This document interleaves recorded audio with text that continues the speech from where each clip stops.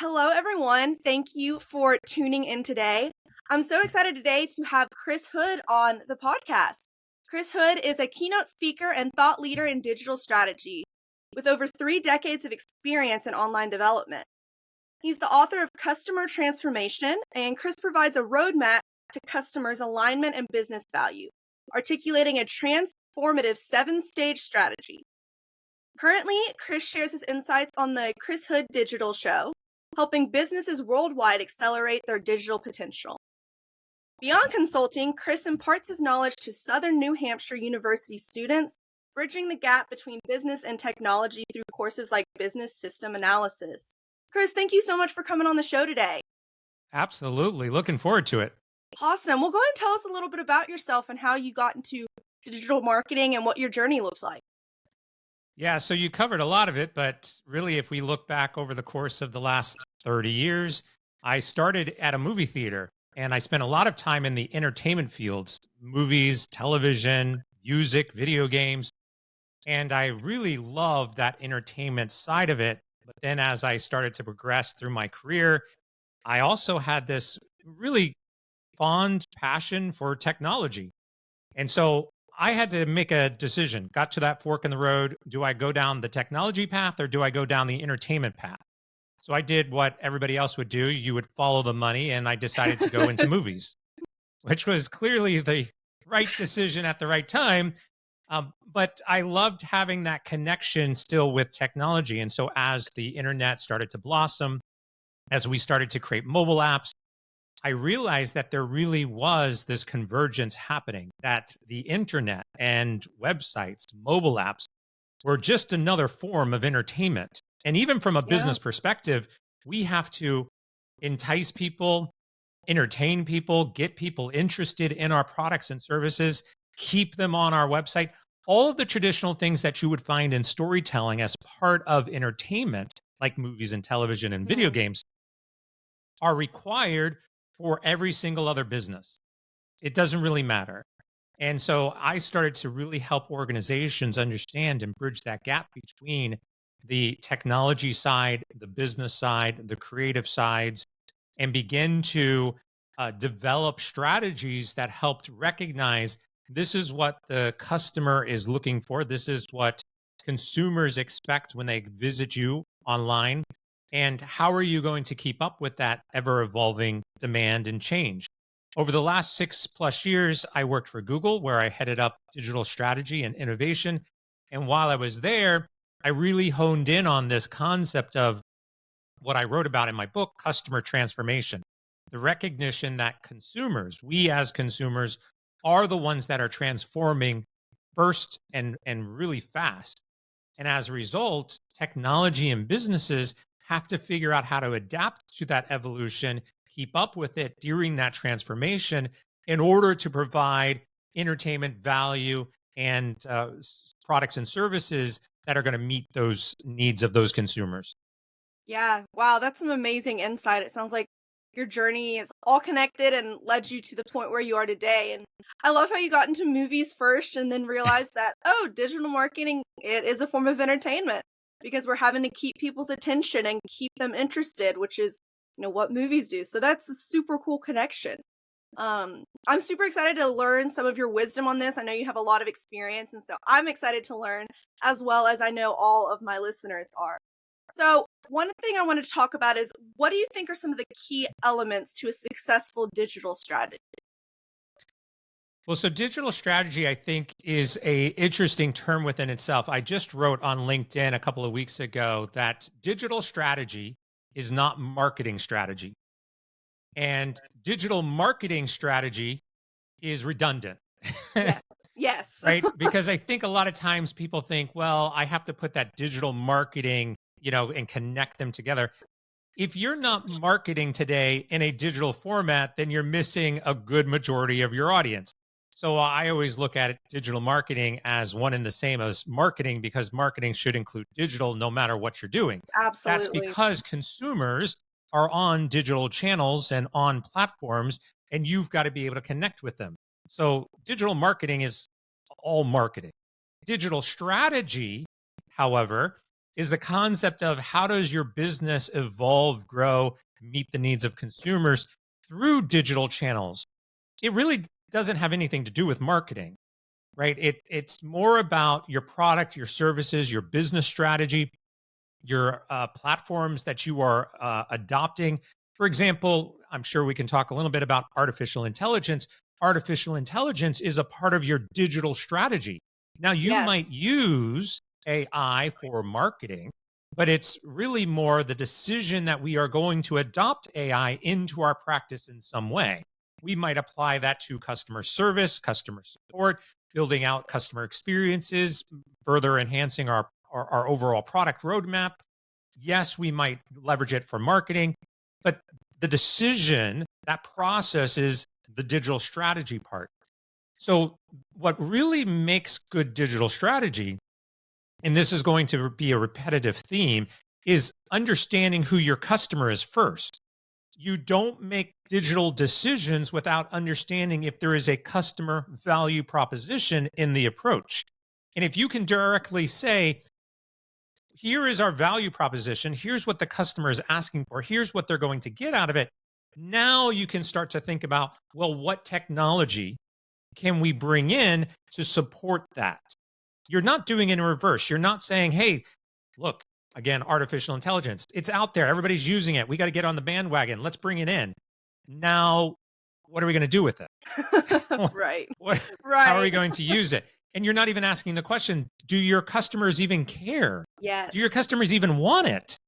Right. So that's that reverse in mentality. Start with your customers, then figure out what digital trends, technologies, enhancements to your organization do you want to bring in to meet those customer needs. I think that's fantastic. And one thing we focus a lot on at Digital Journey is who is your target audience and what platforms are they on? Because so many businesses start off with, I just want to sell this product. And it's like, great. But if you're selling to everyone, you're selling to no one because everyone has specific platforms they're on, specific needs they want. And so we really try to hone in who is that target audience. And while that might take time, it really saves you a lot of time in the long run. Because, like you said, you might be wanting to experiment with AI, but is that what your customers want? And by knowing your target audience, that's really going to save you time and save you work in the long run because you're not going to be as experimenting on as much on things that are just going to fail right off. So I think that's really, really key. And I love how you differentiate digital marketing from digital strategy. Because I mean, if it's digital, it should be marketing. And focusing on the strategy of that is, I think, where a lot of people kind of fade off and don't have a plan behind what they're doing, but instead just, okay, I'm going to post. And it's like, okay, what's your intention for posting? What's your reason for it? So I really, really like that. Yeah, that's awesome. So one other thing you talk about is a human-centric view. And I think that's so great because sometimes digital online presence can make you feel disconnected because you're not necessarily seeing people face to face. So how do we bring that human-centric view back to technology? Yeah, it's another interesting conversation because, again, I'll just go back to AI. AI is in the news and it seems to be something that's on everybody's mind. I was asked the other day, how do you bring in artificial intelligence for the customer experience? And I said, well, that's an interesting challenge, right? Because when you think about customer experience, you think human connection. When you think about artificial intelligence, it's artificial connection, right? Right. And so you're trying to, smash these two concepts together and you're removing that human element in favor of automation or in favor of something that's artificial. You can't have a human connection with your customer if you're replacing it with some sort of artificial intelligence or entity to manage that relationship. The AI cannot manage a relationship. Only you can do that. Yes. Yet we are seeing not just from AI, we're seeing a complete and total disconnect from connecting with the consumer. You could say, well, social media is helping that because now we can access people more easily. Yes, I would agree to some level on that. But even that is becoming a lot of automation in the Yeah. process. If you post something on Twitter and tag somebody, there's an automatic response saying, oh, how can I help you? Rarely is that a real person behind there. Mm-hmm. So we as humans expect that human relationship and connection, right, with the businesses we engage with. It's no different than we're seeing things pop up like robotic self-served smoothie locations. Right. You walk into the store, you place your order, a robot makes the smoothie for you and hands it off. Well, that place closed down. Why did it close down? Because we don't want to walk into a smoothie shop and just pick up an order from a robot, right? Exactly. Even some of the robotic deliveries are having challenges with this concept. There's Mhm. this convenience element to it. There is obviously an automation, and there's a certain level of expectation in that process of getting my order delivered to me successfully and quickly. But we are human, so we need some level of connection with people. This is why some organizations right now are creating a business differentiation about that human connection. Mm. Recently on the Super Bowl, Discover Card had an entire commercial series that was based on I'm talking to a robot. No, really, this is a robot. No, you're talking Right. to a human being. They are marketing hard that when you call in to support, you are going to get a human being. Now, I'm a Discover Card member.